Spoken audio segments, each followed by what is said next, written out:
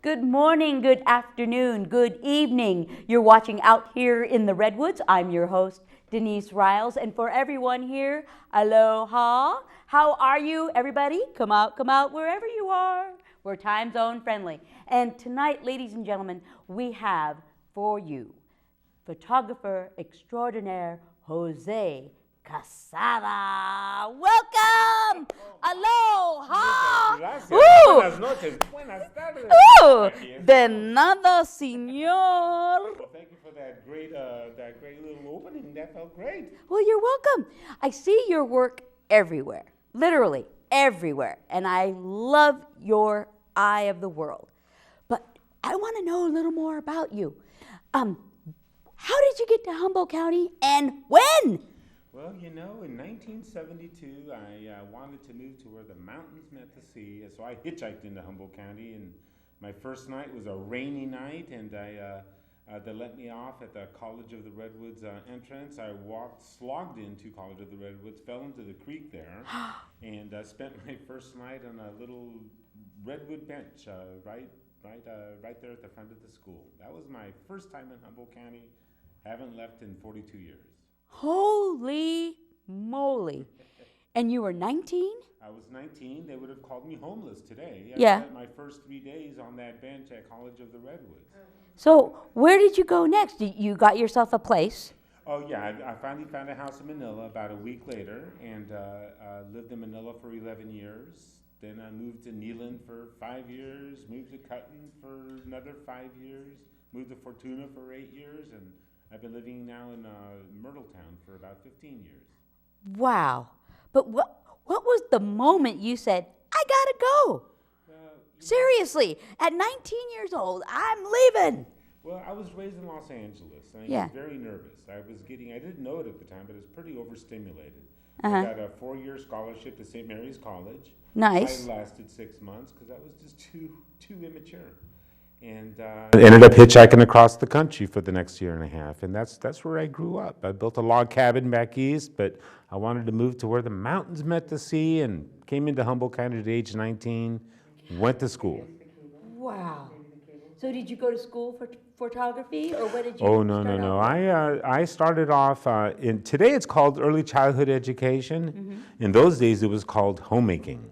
So I was taking homemaking classes, but I was learning to be an early childhood educator. Okay. And but in those days it was homemaking, and but the ratio was great. I was the one of 2 boys, and everyone else was women. So the ratio was wonderful for me. Great learning environment.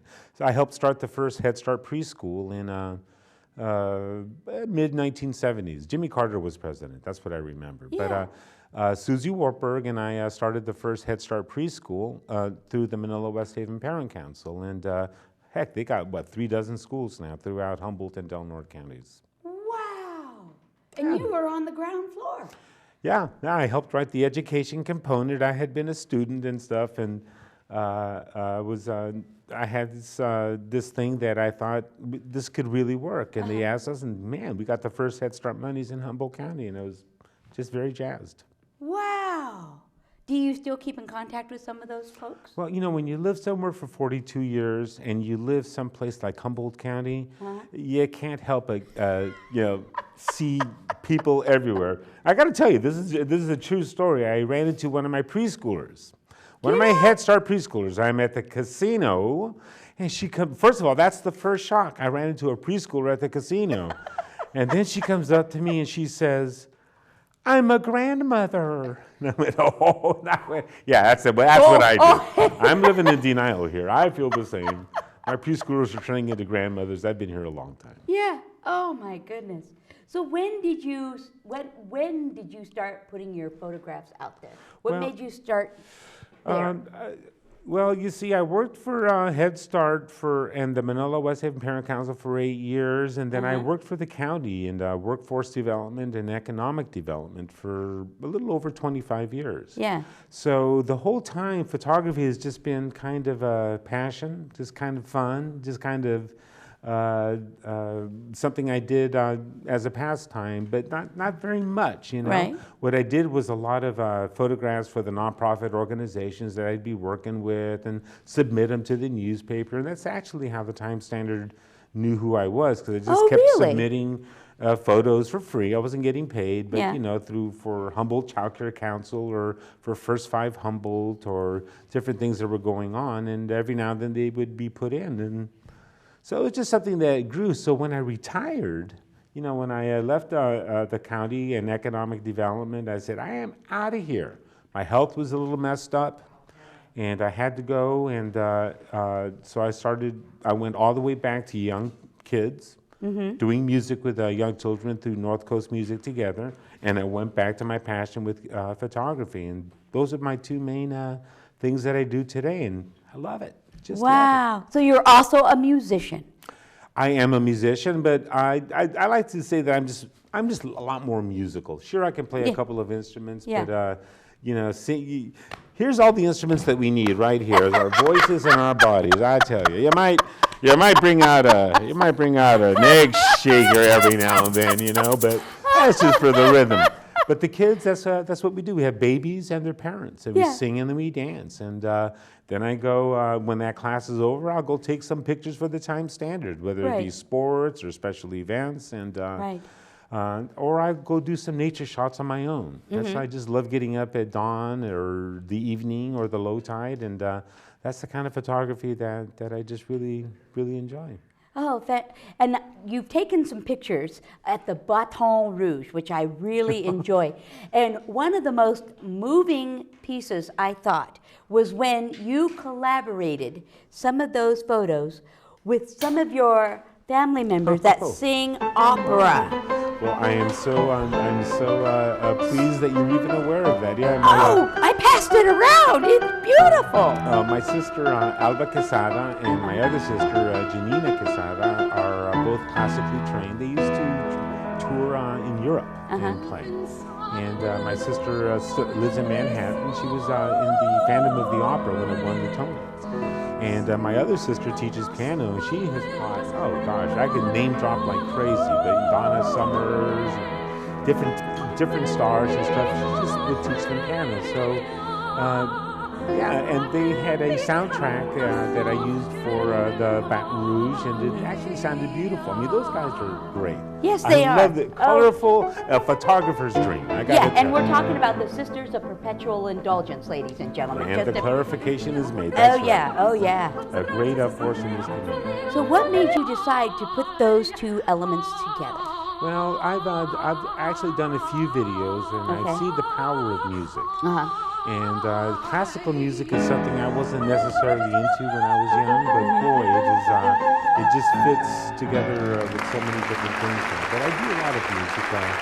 I try to get music either created or done by myself or off the royalty free. But it just goes well with video. It just goes very well.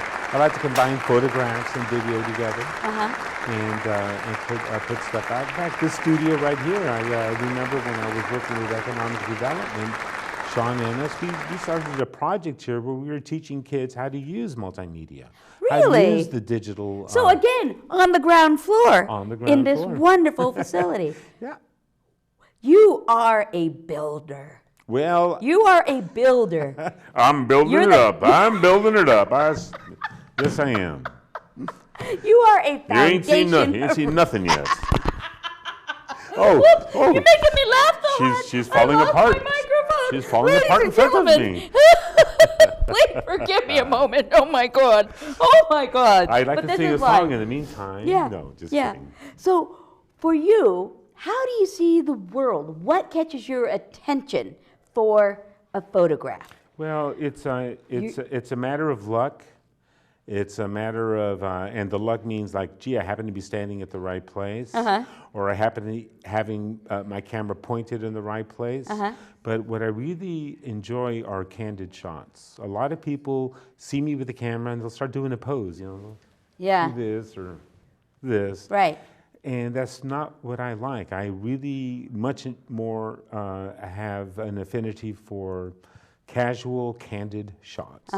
because that to me is where you can capture the human element. That's where you Right. can capture the human emotion. Right. And whether it's laughing or whether it's a roller derby, a woman just Oh, slamming into yeah. another one, or today I was taking pictures of surfers. We'll have some surfers in the paper tomorrow. Oh, fantastic. And I was able to get really close to them, but you can get the grit on their face. Yeah, I was grit. able to get it. Yeah. Yeah. I like that word, grit. Yeah, Well, that's human. That's us in the raw. Well, that's one good way to put it, and it is the way to understand. I think the human condition is to Right. be able to emulate what is going on, and other people will bring an emotion that is not even planned there, but Yeah. people will see it and people will feel different things. And that's the magic of photography. I love that. That's right.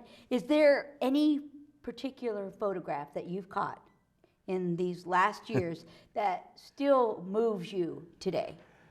That you were like, oh my God, I can't believe I got to witness that.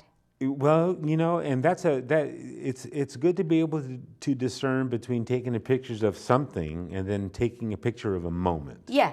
And the picture of a moment that I remember is that there's that term, I think it's called golden light or the golden hour, where the sun is just going down. And it's this little window of time where the lighting is just perfect. Yeah. And I'm at Redwood Acres, and they're actually doing a criterium, bicycles going around Redwood Acres, the oval. Oh. And I was just taking pictures for the paper, and Yeah.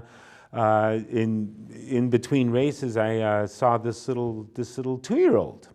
And I was saying, oh, the light is just hitting him perfectly. And I was just, oh, he's a cute kid. So I just started taking pictures. The kid starts ambling over to this little puppy. And all of a sudden in the frame, I've got, by accident, this kid and this puppy. And just in slow motion, this little kid's mouth goes all the way around the puppy's little snout. And the lighting was perfect. The puppy's just in heaven. And the kid's going, he's good.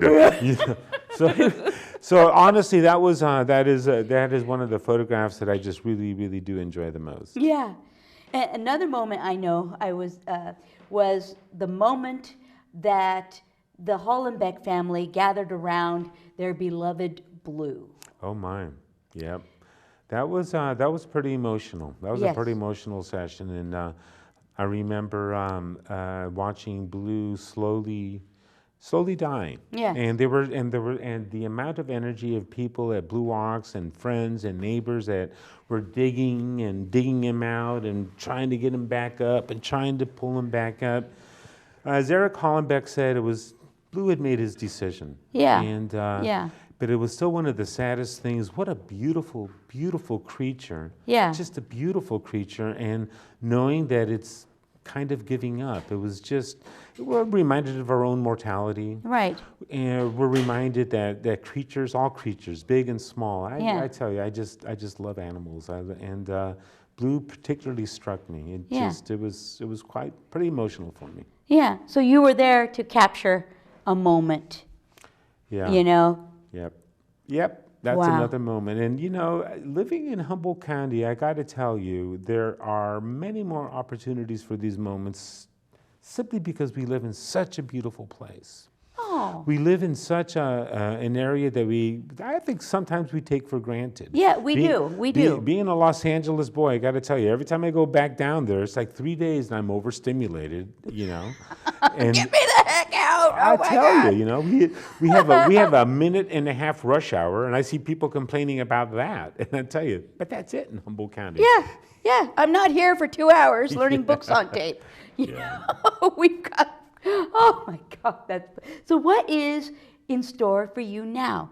As you said, you're a happy man, following your dream. Well, as a matter of fact, the music business is really doing very well. We have classes in Eureka, Bayside, Fortuna, and the classes are filling up. But one thing that I just wrote a grant, I just wrote a proposal, and we're taking the first steps on being able to get local musicians to record children's songs, royalty-free Americana traditional songs. Oh, like my. skip to my Lou, skip, Yes. skip. Those songs are Shoo Fly, Don't Bother Me, Shoo Fly, Don't... All these songs, but to have their own renditions, Yeah. their own instrumentals. We're going to record them, and that's the music that we will use for music classes through various Humboldt First Five playgroups. So that's what the dream is. But being able to connect with the Humboldt Folk Life Festival musicians, Right.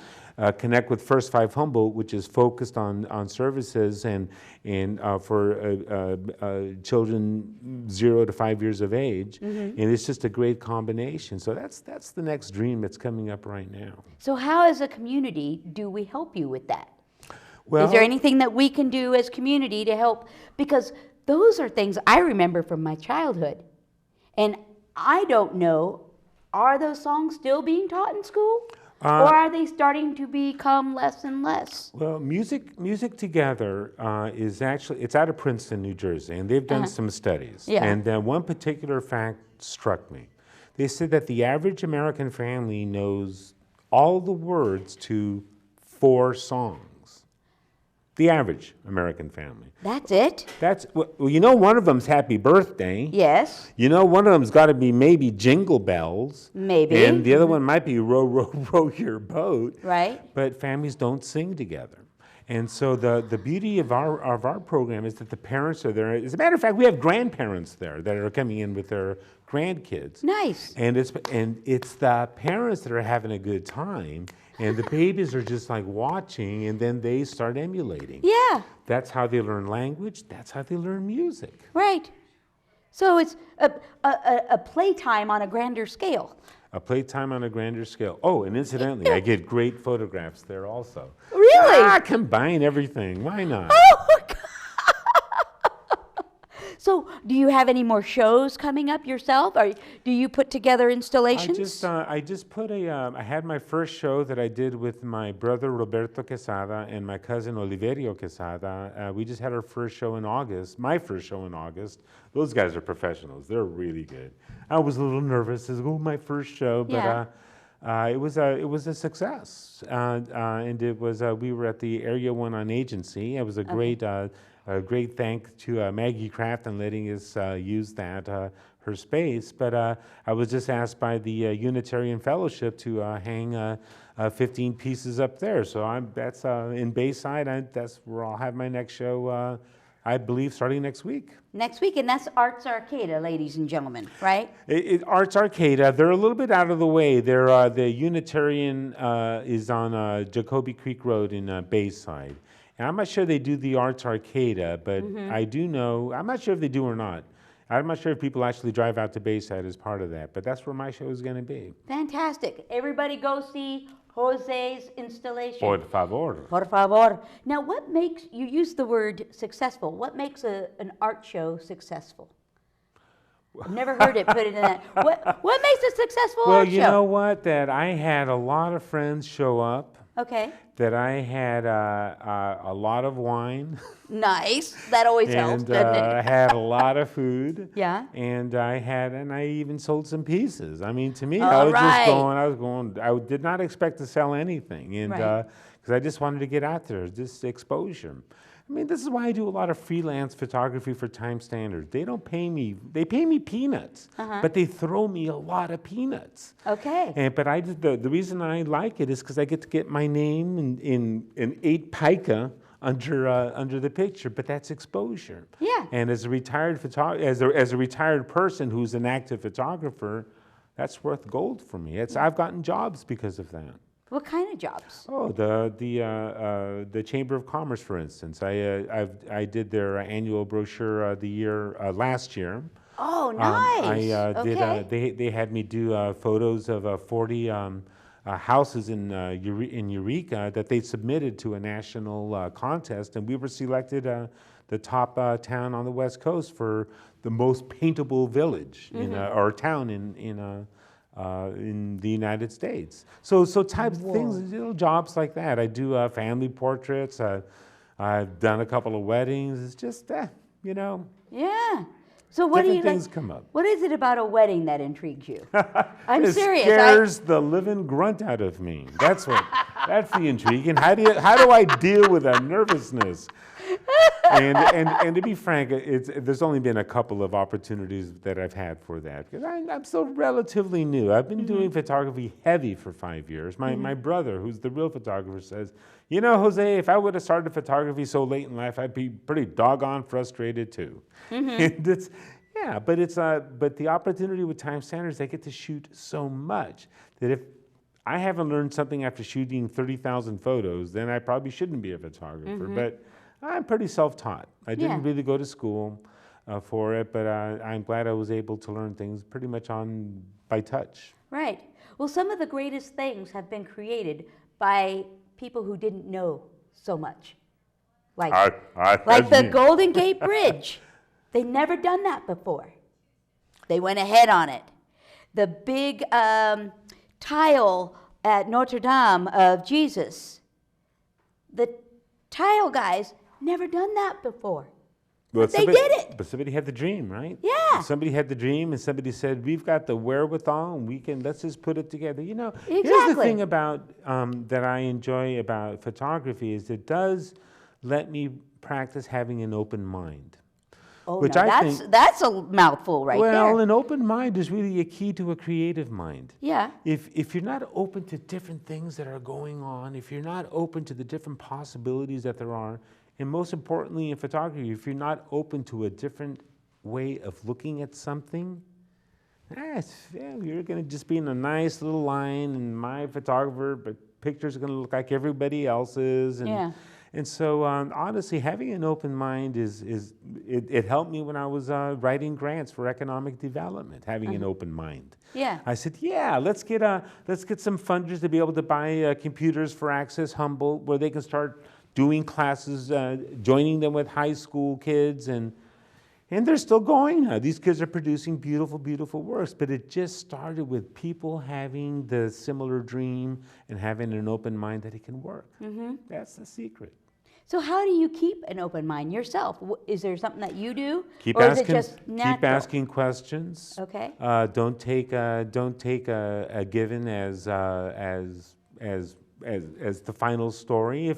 If I have an angle on a photograph and it's a great angle, if I get a chance to walk 360 around that subject, I'll do it. Yeah.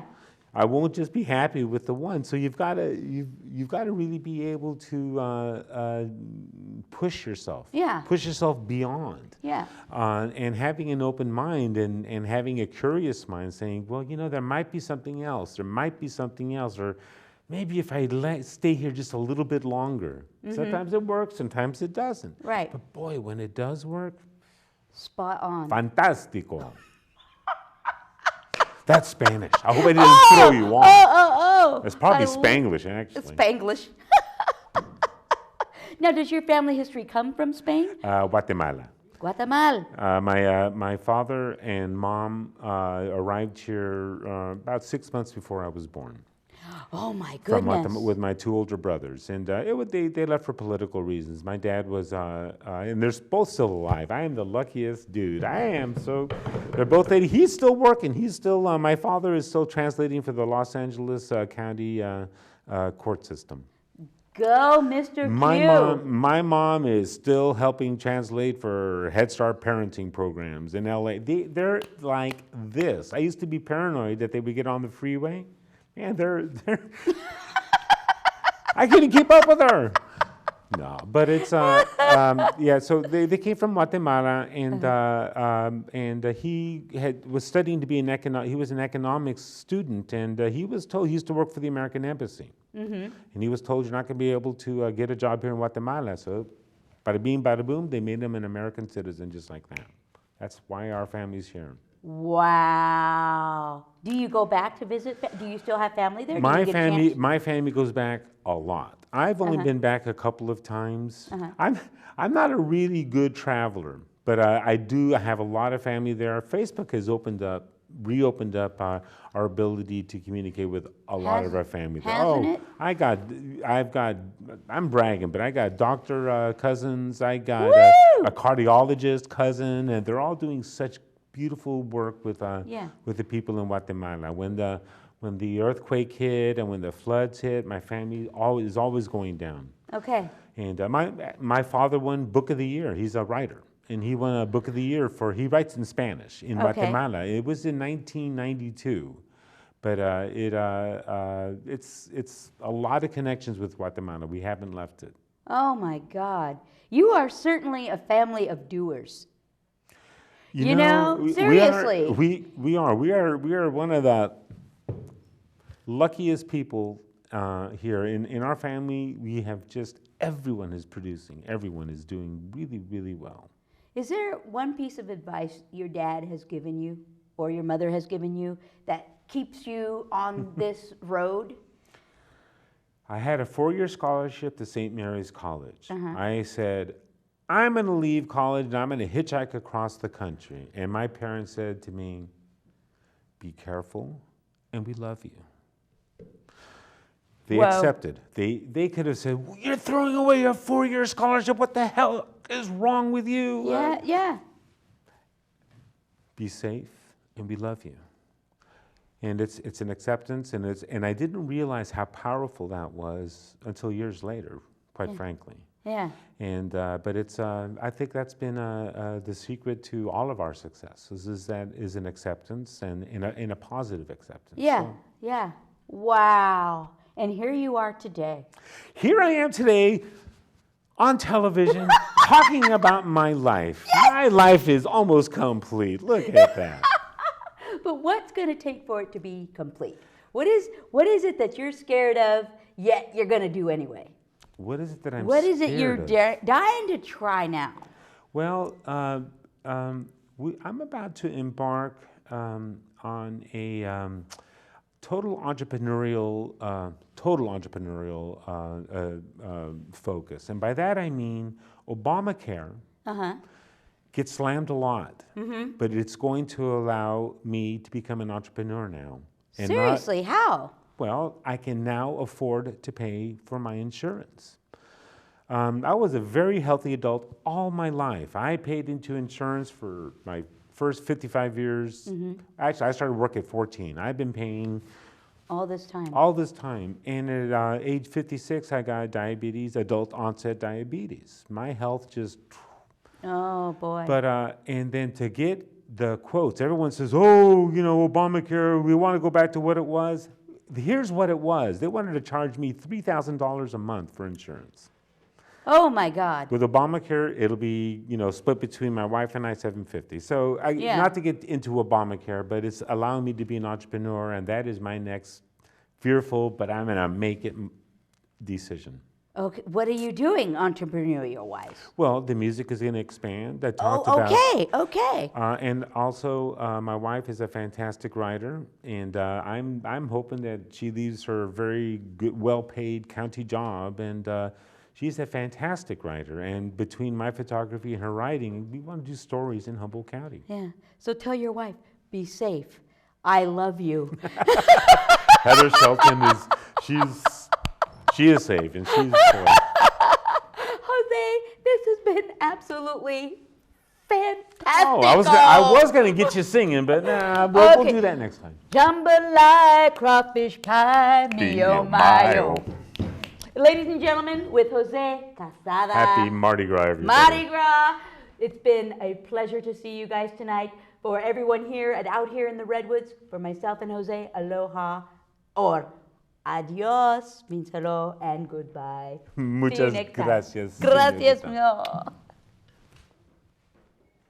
This week's episode has been brought to you by The Costume Box at 2nd and T in Eureka.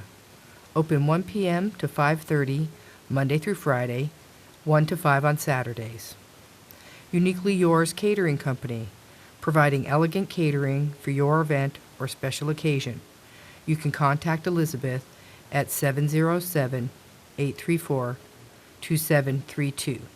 And Javita, herb-infused, energizing weight loss coffee and Japanese green tea. Available online at either myjavita.com/lostcoast or myjavita.com/poiboy. For a free sample, call 707-845-8421.